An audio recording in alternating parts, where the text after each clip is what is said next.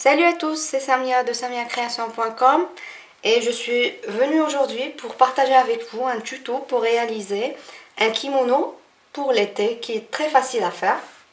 Donc, ce qu'il vous faut, prenez n'importe quel tissu, quelle matière que vous voulez. Moi, j'ai choisi de la popeline imprimée qui se présente comme ceci. Vous pouvez prendre n'importe quelle sorte de tissu. Alors, j'ai pris 1,50 m de tissu. Avec le tissu, j'ai besoin des franges sur les extrémités de la base et des manches. Donc j'ai pris 3 mètres de franges de taille petite. Le patron, il se présente en deux pièces, un milieu devant et un milieu dos. Tout simplement, il est très facile à faire. On n'a pas besoin de patron de base pour le réaliser. Je vous mets en barre d'infos et en lien par ici le lien vers le blog où je détaille le traçage qui est très facile quand même. Bien sûr, un mètre ruban, du fil, des épingles et une paire de ciseaux. On peut commencer maintenant avec la coupe. Placez votre tissu endroit contre endroit et lisière contre lisière. Ça, c'est l'endroit. Et repassez, je vous conseille de repasser l'autre extrémité, là où le pli s'est formé, pour avoir un rendu vraiment aplati. Ça nous facilitera la tâche pour placer notre pièce de patron. La première pièce de patron à placer, c'est celle qui comportera un pli sur le milieu et c'est le milieu dos. Une fois le milieu dos posé, je n'ai laissé aucun espace au niveau du milieu. Donc, il y a pliure de tissu à ce niveau-là. Donc, je vais commencer par la coupe et je vais couper à 1 cm de toutes les bordures, y compris l'ourlet des manches et de la base. À la différence du milieu dos, le milieu devant ne se positionne pas sur le pli du tissu car il comporte une ouverture sur le milieu. Donc je l'ai positionné de cette façon.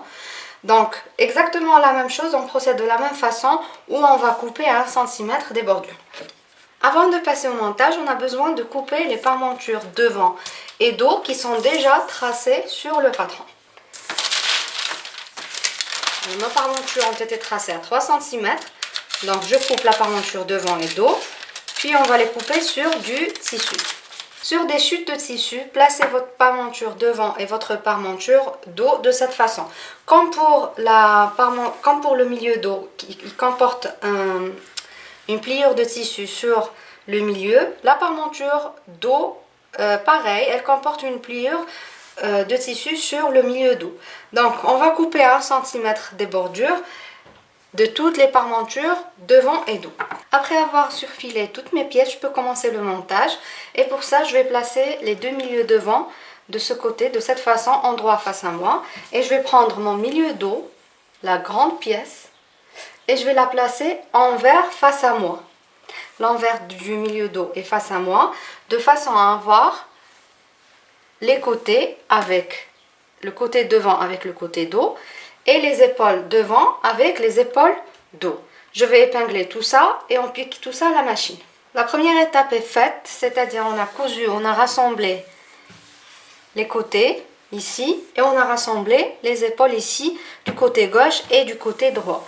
J'ai passé tout ça au fer à repasser, j'ai repassé les coutures de cette façon ouverte.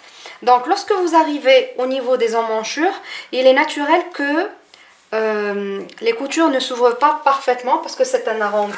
Donc ce qu'il faut faire maintenant, c'est juste cranter, faire 2 ou 3 crans légèrement. Il ne faut pas arriver à la ligne de couture.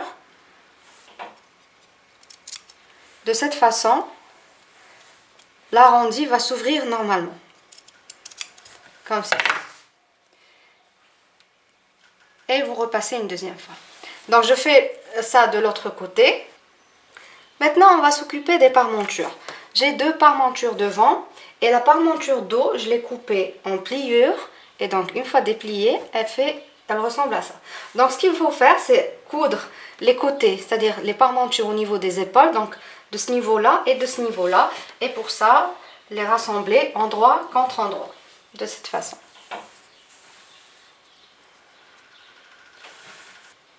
Les parmentures cousues et repassées ressemblent à ça sur l'endroit et à ça sur l'envers. Donc j'ai repassé les 2 coutures. Maintenant il faut les placer sur le kimono. Pour ça on prend le kimono, on le met sur l'endroit, c'est-à-dire l'endroit face à nous. Et on va placer les parmentures. La première chose est de prendre les repères, c'est-à-dire le repère de l'épaule des parmentures avec l'épaule du kimono. Et on va épingler à ce niveau-là.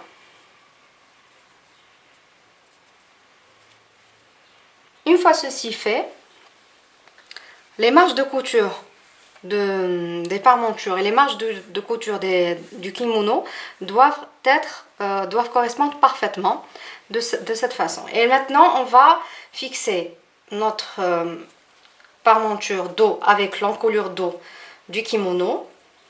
Une fois la parmenture dos fixée, on fait pareil pour la parmenture devant.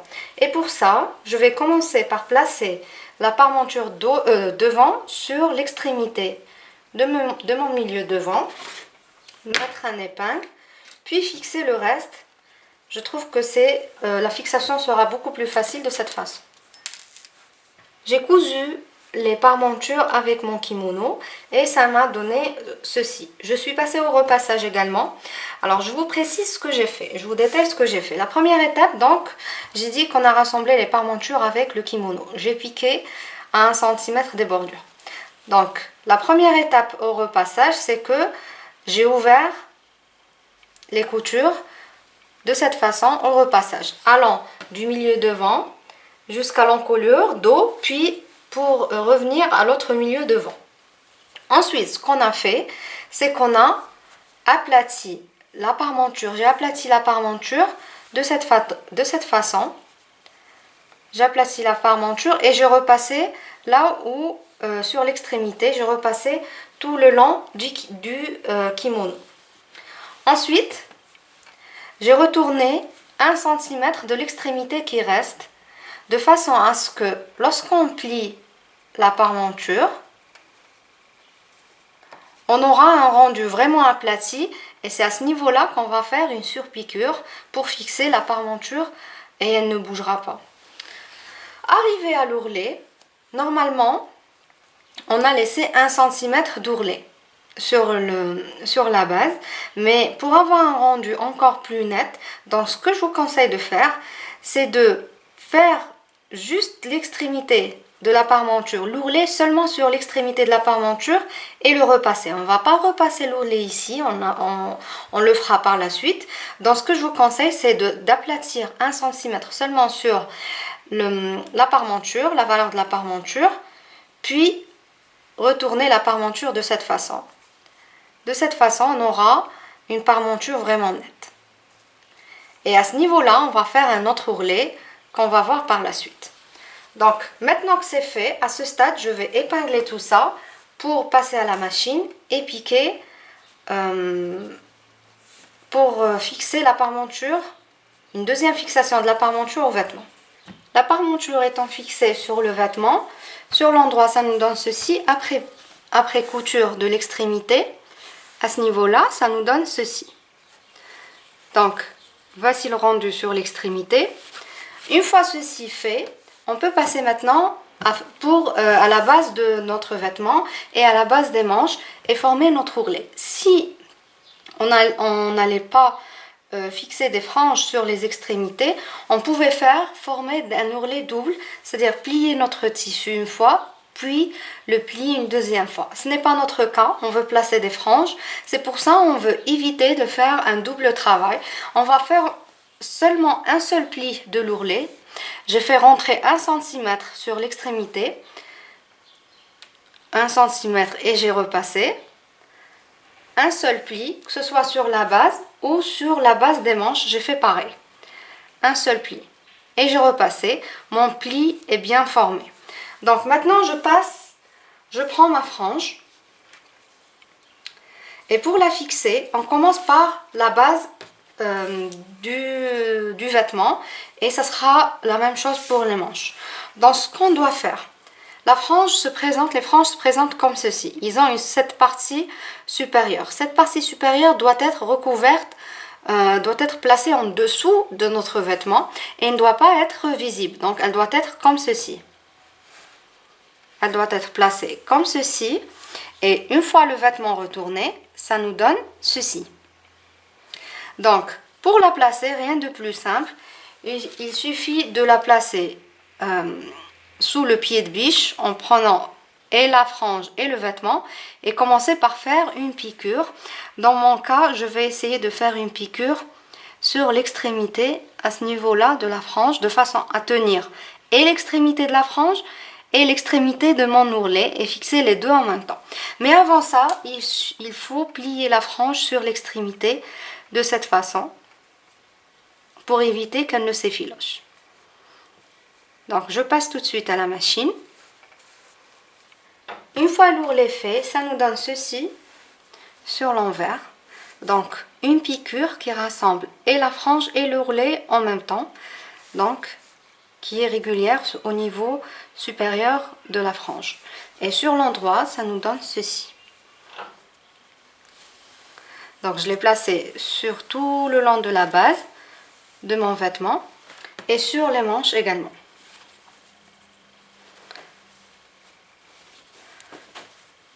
Voilà le rendu sur l'endroit et sur l'envers. Mon kimono est maintenant terminé, j'espère qu'il vous plaît. Moi j'aime bien le rendu final, surtout avec ces franges.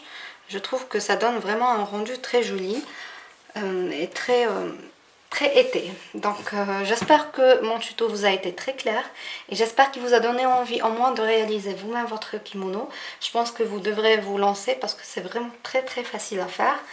Si vous avez des questions, n'hésitez pas à me les poser en commentaire et je vous dis à très bientôt.